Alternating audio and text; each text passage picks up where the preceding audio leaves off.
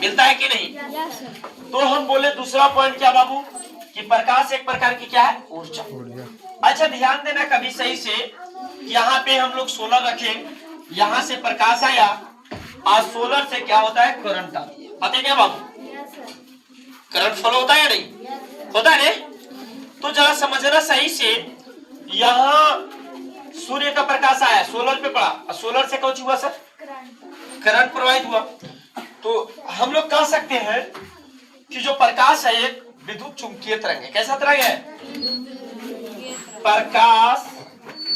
प्रकाश एक विद्युत चुंबकीय तरंग है। क्या है, विद्युत चुंबकीय तरंग है। कैसे, तथा इसकी प्राकृतिक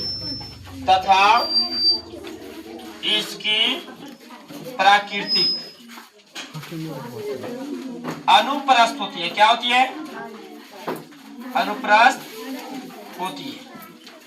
जरा समझना सही से, हम क्या बोले रे बाबू, जैसे यहां से क्या हुआ, प्रकाश आया यहाँ पे, यहां से करंट फ्लो हुआ।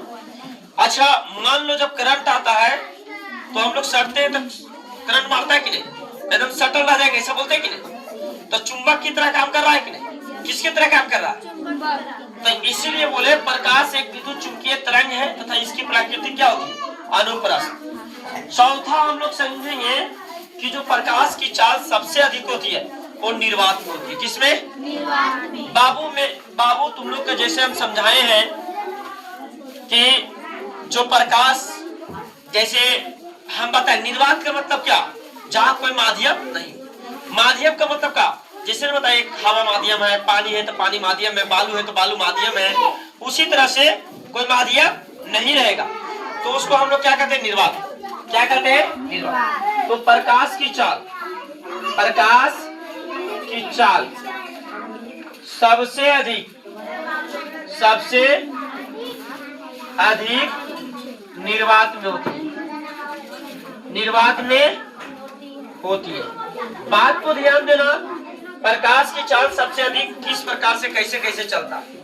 सबसे अधिक पहले नंबर निर्वात बोले कौची, इसके बाद किस में होता था, गैस में। किसमें, इसके बाद द्रव में और इसके बाद ठोस में। इसके बाद मतलब सबसे कम किस में होता है, ठोस में, और सबसे ज्यादा किस में होता है, तो निर्वात में। अच्छा कभी भी प्रकाश को जब मारेंगे समुद्री मार्ग में तो 200 मीटर तक जाएगा। कितना मीटर तक, और ज्यादा। चलो बेस्ट, यहाँ तक समझ में आ गया, रहने दो।